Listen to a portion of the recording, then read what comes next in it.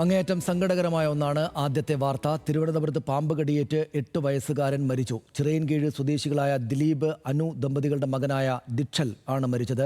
വീട്ടിൽ നടത്തിയ പരിശോധനയിൽ മൂർഖൻ പാമ്പിനെ കണ്ടെത്തി.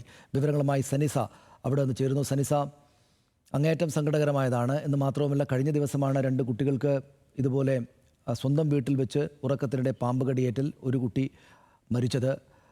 ഈ മൂർഖൻ പാമ്പ് വീട്ടിനകത്തേക്ക് വരുന്ന സാഹചര്യം, അവിടെ വീട്ടിനകത്ത് ഉണ്ടായിരിക്കുന്ന സാഹചര്യം എങ്ങനെ ഉണ്ടായി? എന്താണ് അവിടെ നിന്ന് നമുക്ക് ലഭിക്കുന്ന വിവരങ്ങൾ?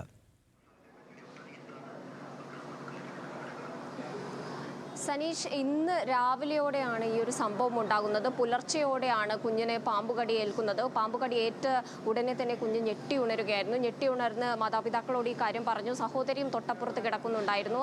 ആ സമയത്ത് തന്നെ ചിറയൻകീഴ് താലൂക്ക് ആശുപത്രിയിലേക്ക് കുഞ്ഞിനെ മാറ്റുകയായിരുന്നു. എന്നാൽ അവിടെ നിന്ന് കുഞ്ഞിന് പ്രാഥമിക ചികിത്സ പോലും ലഭിച്ചില്ലെന്നാണ് കുഞ്ഞിൻ്റെ പിതാവായിട്ടുള്ള ദിലീപ് നമ്മളോട് അല്പസമയം മുൻപ് പറഞ്ഞത്. കുഞ്ഞിനെ ഒന്ന് തൊട്ടുപോലും നോക്കിയില്ല. ബ്ലഡ് ടെസ്റ്റ് അടക്കം നടത്തി. എന്നാൽ ആദ്യഘട്ടത്തിൽ പാമ്പ് കടിച്ചതാണെന്ന് വീട്ടുകാർക്കും സംശയമുണ്ടായിരുന്നു. പക്ഷേ കുഞ്ഞ് പറയുന്നുണ്ടായിരുന്നു പാമ്പ് കടി ഏറ്റതാണെന്ന്.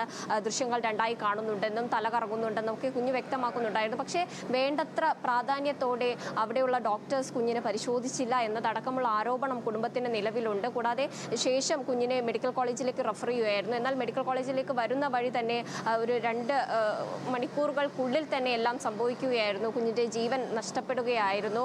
ഒരുപക്ഷെ ചിറയൻകീഴ് താലൂക്ക് ആശുപത്രിയിൽ നിന്നും കുറച്ചുകൂടെ പ്രാധാന്യത്തോടെ കുഞ്ഞിന് ചികിത്സ നൽകിയിരുന്നെങ്കിൽ തൻ്റെ കുഞ്ഞ് രക്ഷപ്പെടുമെന്നാണ് പിതാവ് അല്പസമയം മുൻപ് നമ്മളോട് പറയുകയുണ്ടായത്. ഇപ്പോൾ ഞാൻ നിൽക്കുന്നത് തിരുവനന്തപുരം മെഡിക്കൽ കോളേജ് മോർച്ചറിയുടെ മുന്നിലാണ്. ഇപ്പോൾ കുഞ്ഞിൻ്റെ പോസ്റ്റ്മോർട്ടം നടപടികൾ ആരംഭിച്ചു കഴിഞ്ഞിട്ടുണ്ട്. ഇപ്പോൾ പോലീസ് അടക്കം വന്ന് മാതാപിതാക്കളുടെയൊക്കെ മൊഴിയൊക്കെ രേഖപ്പെടുത്തിയിട്ടുണ്ട്. പിതാവ് ഇവിടെ തന്നെ ഉണ്ടായിരുന്നു. കുഞ്ഞിൻ്റെ എങ്ങനെയാണ് ഇത് സംഭവിച്ചത് എന്നതടക്കമുള്ള വിശദാംശങ്ങൾ പോലീസ് രേഖപ്പെടുത്തിയിട്ടുണ്ട്. കൂടാതെ തന്നെ കുഞ്ഞിൻ്റെ ഈ മൂർഖൻ പാമ്പ് കടിച്ചതുപോലെയുള്ള പാടായിരുന്നില്ല കാലിൽ ഉണ്ടായിരുന്നത് എന്നതടക്കം പിതാവ് നമ്മളോട് പറയുകയുണ്ടായി. അതുകൊണ്ട് തന്നെ അവർക്കും സംശയമായിരുന്നു, കുഞ്ഞ് പേടിച്ചിട്ടാണോ പാമ്പാണ് കടിച്ചതെന്ന് പറഞ്ഞതെന്ന ഒരു ധാരണയായിരുന്നു അവർക്ക്. പക്ഷേ എന്തുകൊണ്ടായാലും ഡോക്ടർമാർ ഇതിനൊരു പ്രാധാന്യം നൽകേണ്ടതായിരുന്നു.